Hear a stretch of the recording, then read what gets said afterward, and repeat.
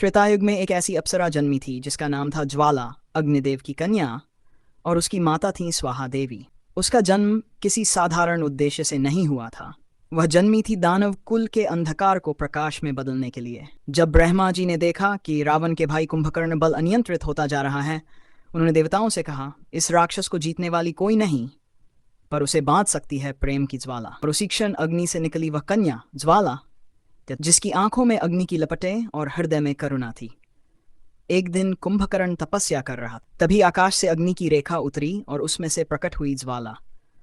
कुंभकर्ण ने उसे देखकर पहली बार अपनी शक्ति को शांत होते महसूस किया। ज्वाला बोली, हे राक्षसराज, तुम्हारा बल अपार है, पर तुम्हें संतुलन चाहिए। मैं उसी संतुलन की ज्वाला हूं।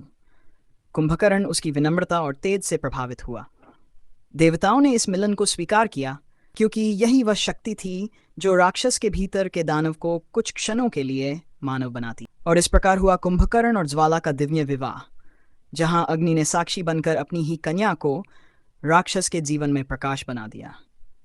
कहते हैं, युद्ध के दिन जब कुंभकर्ण मारा गया, तब ज्वाला स्वयं अग्नि में विलीन हो गई, और तब से हर दीपक की लौ में उसकी आत्मा विद्यमान मानी जाती है। तो दोस्तों, अगर कहानी अच्छी लगी हो तो लाइक करें, शेयर करें और सब्सक्राइब करें, ऐसे ही अनसुनी कथाओं के लिए।